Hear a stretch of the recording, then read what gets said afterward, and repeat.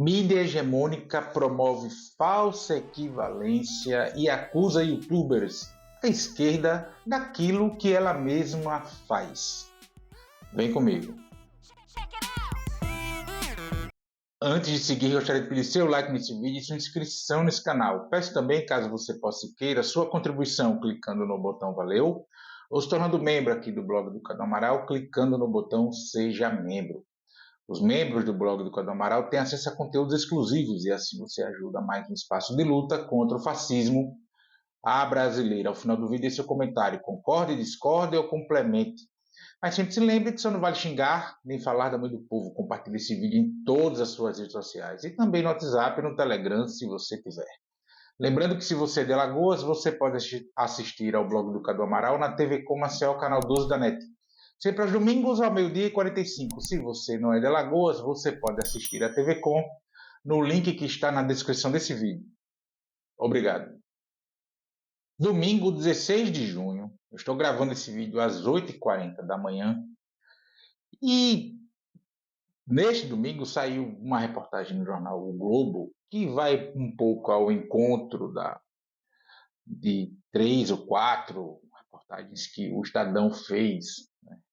A mídia hegemônica deu início daquilo que pode ser, estou dizendo que vai, mas que pode ser uma série de ataques a youtubers à esquerda, tal qual ela fez em 2010. Não tem essa coisa do YouTube, né? Não tem essa força toda, eram blogs de texto, alguns sites que vinham surgindo ali dos 47, a revista Fórum, enfim. Mas o Serra, em 2010, ele cunhou uma frase chamada blogueiros sujos, que era um conjunto de pessoas, muitos jornalistas, outros historiadores, outros cientistas sociais, enfim, militantes, partidários, de sindicatos, movimentos sociais, que começaram a criar seus próprios espaços. Aí teve uma febre meio de blogs, assim, e para contrapor a narrativa da mídia hegemônica. E aí o Serra, na disputa de 2010, disputava a eleição contra Dilma Rousseff, e o Serra tinha o apoio da mídia hegemônica, o Serra cunhou a expressão blogueiros sujos. Uma curiosidade, naquela época, o portal Brasil 247 reproduzia textos que eu escrevia. No meu blog de texto, enfim, o link está na descrição aqui do vídeo, se você está assistindo pelo YouTube, também está na descrição do vídeo, se você assistir esse vídeo pelo Facebook, né? O 247 reproduzia os meus textos naquela época. Então, ele chamou de blogueiros sujos. Mas nessa leva de agora, primeiro foi o jornal O Estado de São Paulo, o Estadão, ou o Estadinho, já que só a Faria Lima hoje, de fato, lê o Estadão. E o Estadão escolheu o youtuber, enfim, o Thiago dos Reis, que é o cara do Plantão Brasil, como personagem. Eu particularmente, eu não gosto do perfil, do tipo de conteúdo que o Thiago dos Reis faz, e por uma série de razões. A principal destas razões é que ele usa a raiva que parcela do eleitorado mais à esquerda tem do período Temer-Bolsonaro para ganhar dinheiro. Esse é o meio de vida dele. É o YouTube, é um site que ele mantém com o mesmo nome, Plantão Brasil e tal.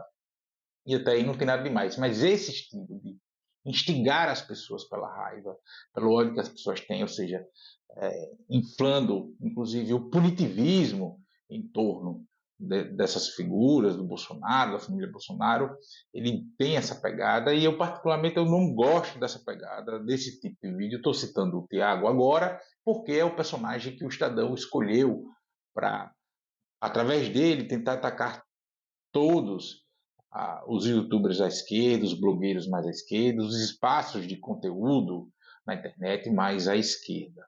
Mas não é só o Thiago que faz esse tipo de conteúdo, não. O Thiago ele foi escolhido porque ele engaja muito nas redes sociais. Ele talvez seja aquele que mais engaja. Tem um canal do YouTube com o maior número de inscritos, maior comentários, curtidas, visualizações, etc. Então tem muito engajamento nas redes sociais. Muito engajamento nas redes sociais. Eu falei mais sobre essa coisa do Thiago, esse perfil do fazer, enfim, fui mais detalhado, inclusive nas razões de forma mais detalhada por que eu não gosto desse conteúdo, numa live que eu fiz só para os membros aqui do canal, pouco antes desse vídeo ser liberado aqui no YouTube. Então, se você não é membro, seja membro e você vai ter acesso a essa fala que eu fiz lá com os membros aqui do blog do Estadão Amaral.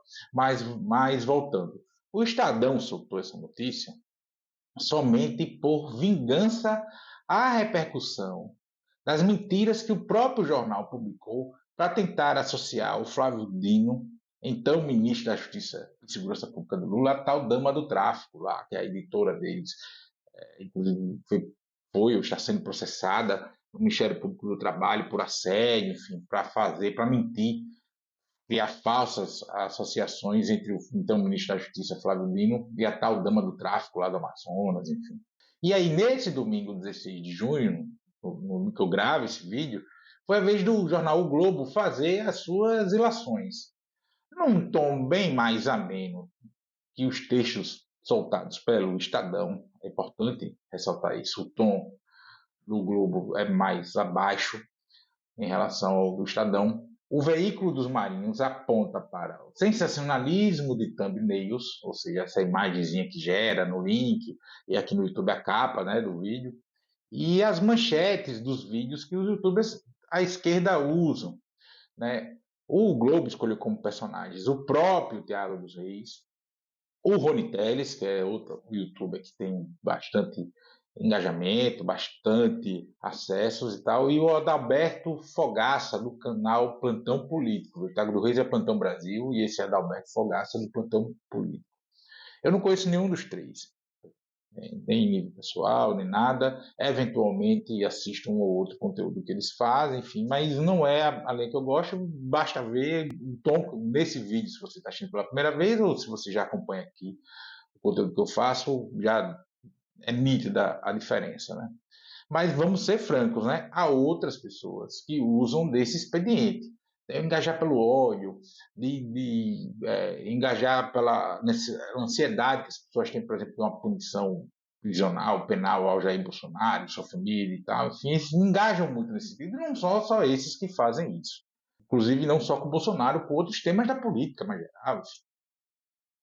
Mas é importante ressaltar que a mídia hegemônica também usufrui desse método e há muito tempo, né? Tanto que um núcleo de professores da Universidade Estadual do Rio de Janeiro, da UERJ, criou um portal chamado Manchetômetro, que aponta exageros e direcionamentos das notícias que os grandes jornais publicam, essencialmente sobre economia e política. Quando foi criado lá atrás, hoje já diversificou mais os temas, enfim. E na era da internet, em que parte dos recursos publicitários que os veículos recebem tem por base a taxa de cliques, essa coisa piorou significativamente. Entre as distorções da mídia hegemônica dos materiais sobre os youtubers à esquerda, está de que as suas ações seriam coordenadas pelo PT ou mesmo pela Ministério da Secretaria de Comunicação Social do governo Lula. E temos aí uma falsa equivalência, porque ao fazer esse tipo de ilação, tentam igualar o que o Bolsonaro fazia quando estava na presidência da República, no momento em que ele dava recursos públicos, né, verbas de comunicação, para diversos canais no YouTube e sites, aspas, amadores, recursos não pequenos, e chegou a ser revelado, inclusive, pela própria mídia hegemônica, recursos vultuosos para que esses canais publicassem a narrativa deles, as informações falsas que eles vendiam para o seu eleitorado, enfim. Tinha um canal desse que fazia a sombra do Bolsonaro, né? Ficava acompanhando ele o tempo inteiro, 24 horas por dia, de Bolsonaro no YouTube. E esse canal recebia recursos do governo federal, do governo Bolsonaro, né? E esse tipo de comparativo é nada mais falso do que esse tipo de comparativo, porque não há comparativo em relação a isso. Nem o PT, muito menos a SECOM do governo Lula, colocam recursos nesse tipo de espaço na internet. Não colocam esse tipo de recurso nesse tipo de espaço. Inclusive, há até um problema jurídico em relação a vincular esse tipo de publicidade, por exemplo, em canais de YouTube, porque os canais de YouTube são do YouTube. A empresa é o YouTube, não sou eu aqui. Então, até isso tem esse tipo de dificuldade, inclusive legal, todo esse tipo de coisa. Né?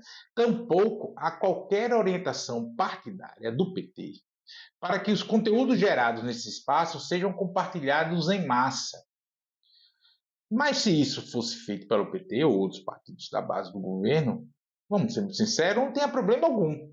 Não teria problema nenhum em que houvesse a orientação partidária de que, por exemplo, o conteúdo feito aqui pelo blog do Cadu Amaral fosse compartilhado pela militância, pelos parlamentares, pelas figuras públicas do Partido dos Trabalhadores. Primeiro porque eu sou filiado aos partidos trabalhadores. Eu nunca escondi isso de ninguém. Se você for na aba sobre, aqui no YouTube, no Facebook ou no meu blog de texto, você vai estar lá dizendo que sou filiado ao PT. Não há problema algum com isso.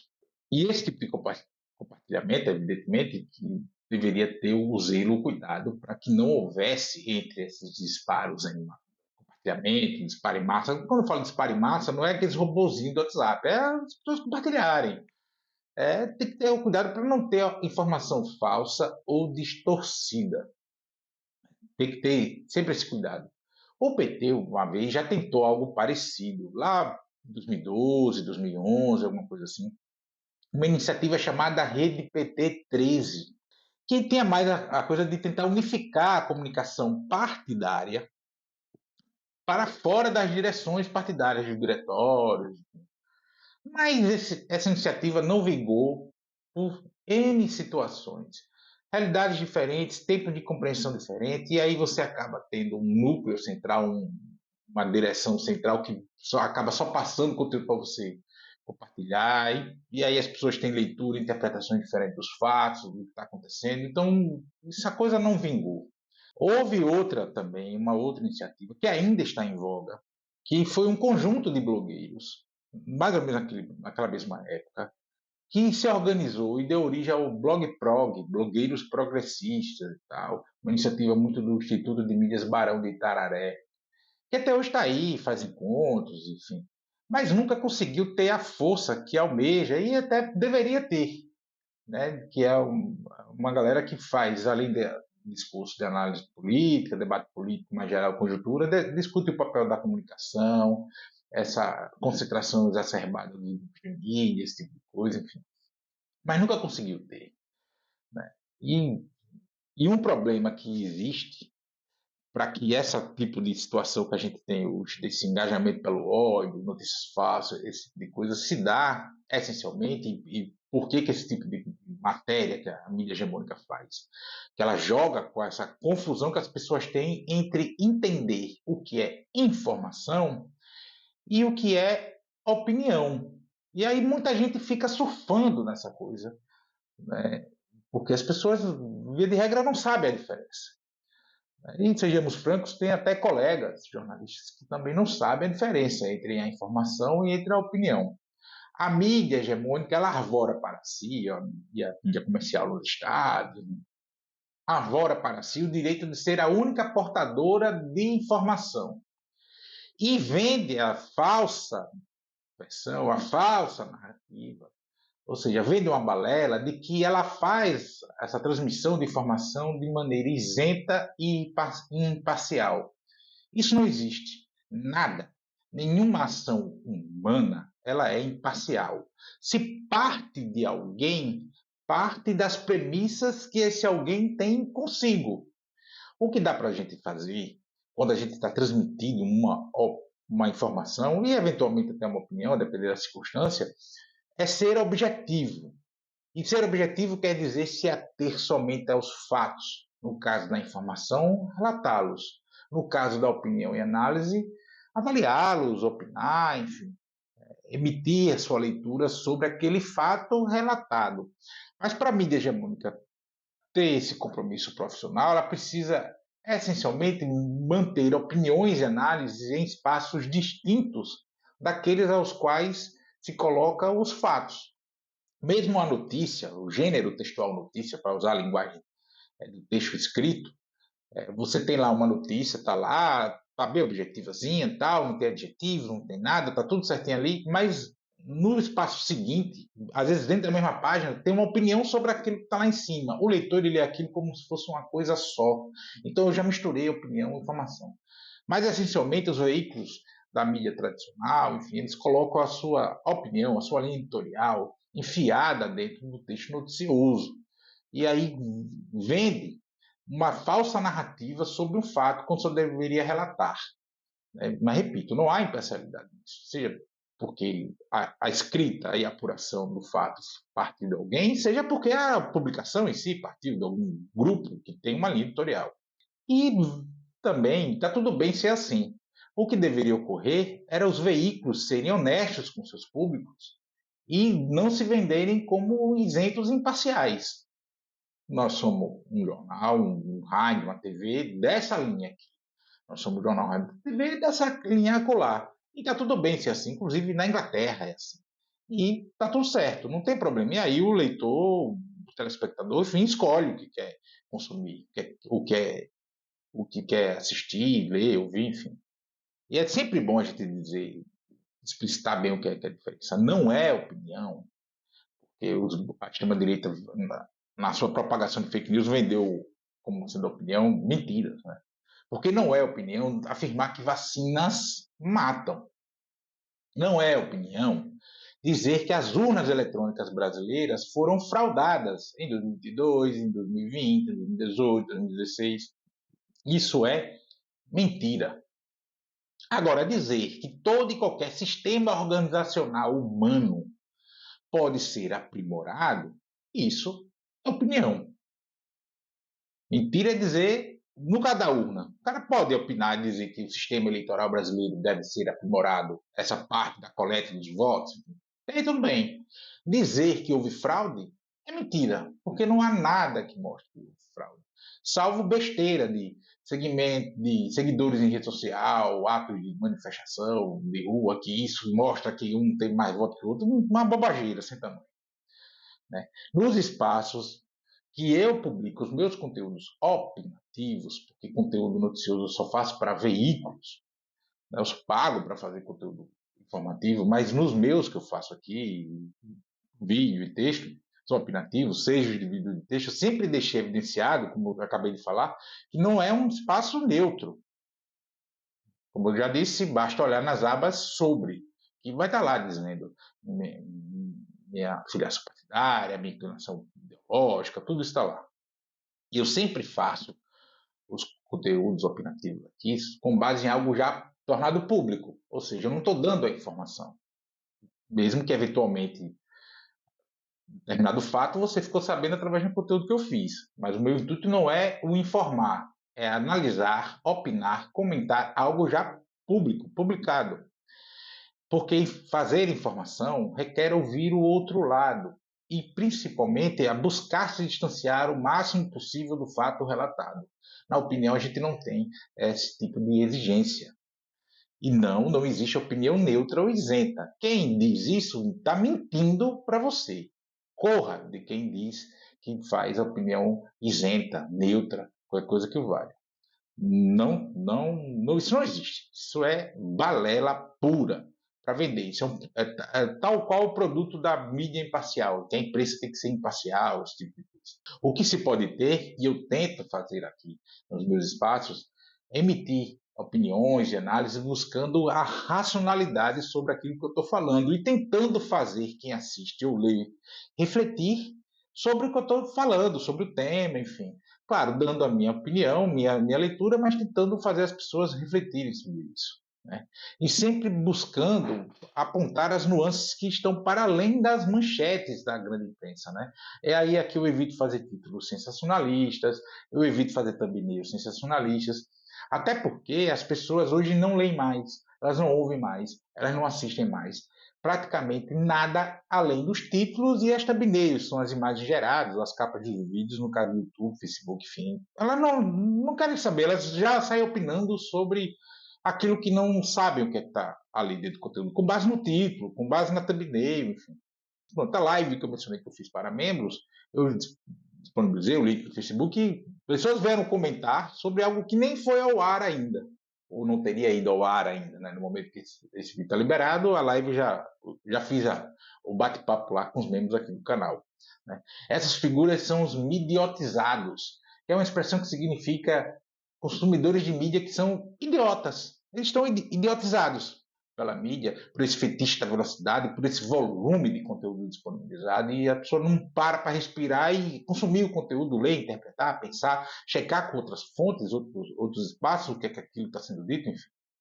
Enfim, a mídia hegemônica, para concluir, que esse vídeo já está ficando muito longo, a mídia hegemônica faz uso dos mesmos recursos daquilo que ela afirma revelar ao atacar youtubers à esquerda, usando como personagens aqueles que eu já mencionei aqui. Enquanto não aprendermos a consumir informação e opinião, esse tipo de coisa vai ocorrer, especialmente nessa era baseada na taxa de clique. Nesse interim, sigo fazendo as coisas do meu jeito, sempre mais ponderado, sem arroubos e buscando trazer as pessoas à reflexão. E, principalmente, sem esconder o meu lado político e ideológico.